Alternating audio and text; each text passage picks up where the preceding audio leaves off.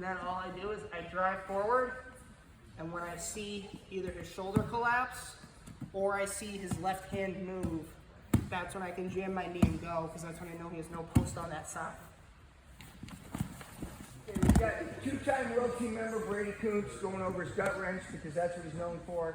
So he's going to talk about going over how he gets to his lock, because some guys really glue well to the mat and squirm and circle. And then he's going to go over his mid-gut and then his famous low gut. So how I start is really important for Greco. When they put someone down, you get to place your hands on the back and then the ref blows the whistle. So I kind of get to take my time here. For freestyle, it's going to be more of off of takedowns.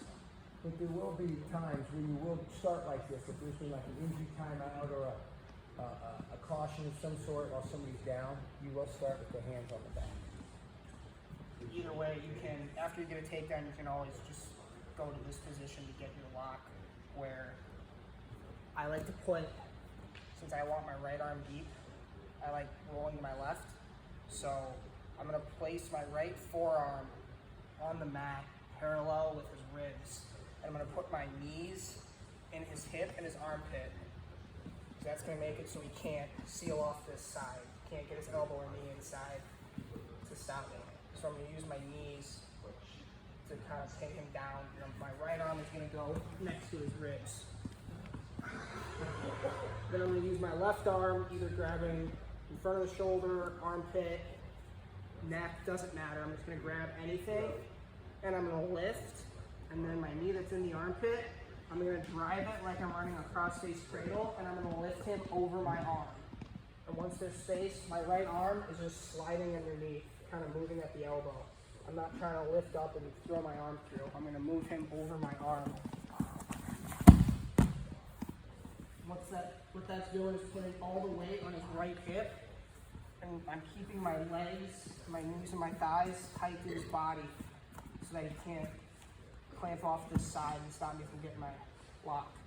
Now all I do is slide my other hand in, and I have my lock. For a mid-gut, it's gonna be a lot quicker to get to my lock just because I don't have to adjust it as much. So once I get a lock, all I do is, while keeping the pressure on, I square up behind. Because I wanna go left, I'm gonna put the lock underneath his left pec, kind of right on the sternum, a little to the left side. Because I want my right forearm to be on the ribs on his right side as I drive. So I'm gonna be using that to just kind of make it hurt more. I'm going right hand on top to help put that forearm in the ribs. Now I'm gonna square up. I don't wanna be picking the side right away. If I'm right here and I'm not driving and applying pressure and I just try to in my knee and roll, they can turn in, and now I can't gut. Now he's got my arms pinned down, or he's calling my lock, and I'm not gonna be able to switch sides or adjust before they start us up. So I wanna center myself. I wanna be driving forward and down, and I can use my feet and my shins to kind of flare his legs out. It's kind of hard to see, but I'm using my feet to push his legs outside to make it harder for him to move and crawl. I can't put weight on this lock either because I can't use my feet and toes to push my hips down. And I can't lift my feet up high to tangle them up by lifting my heels up. And then all I do is I drive forward, and when I see either his shoulder collapse or I see his left hand move, that's when I can jam my knee and go, because that's when I know he has no post on that side.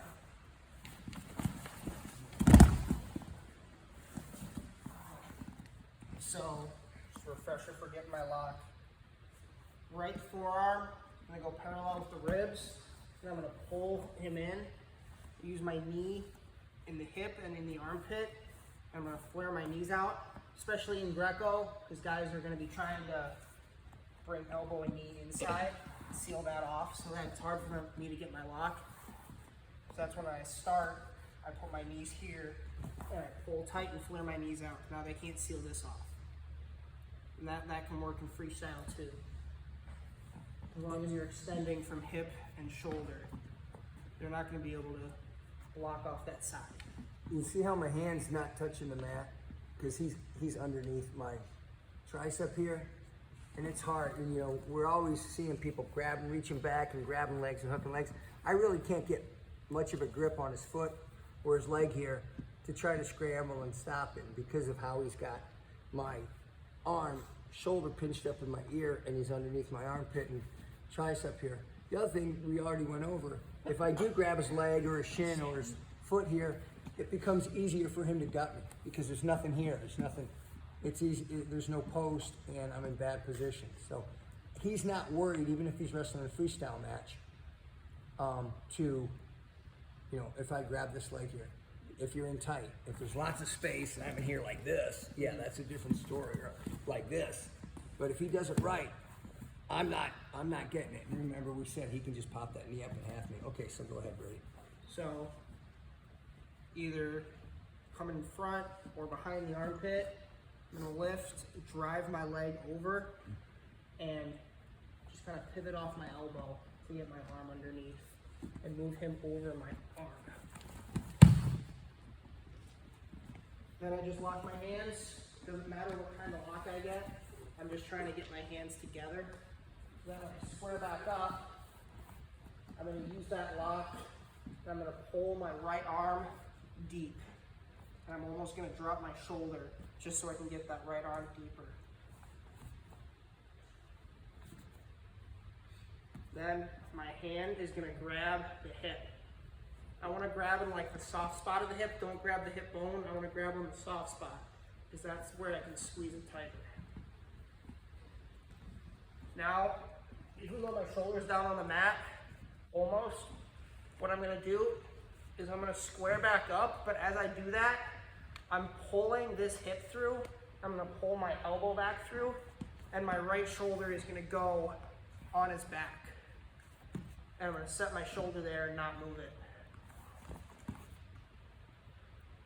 So I'm already collapsing this hip before I even get my lock. Now, this arm, my left arm, is gonna grab as high as I can on my right tricep.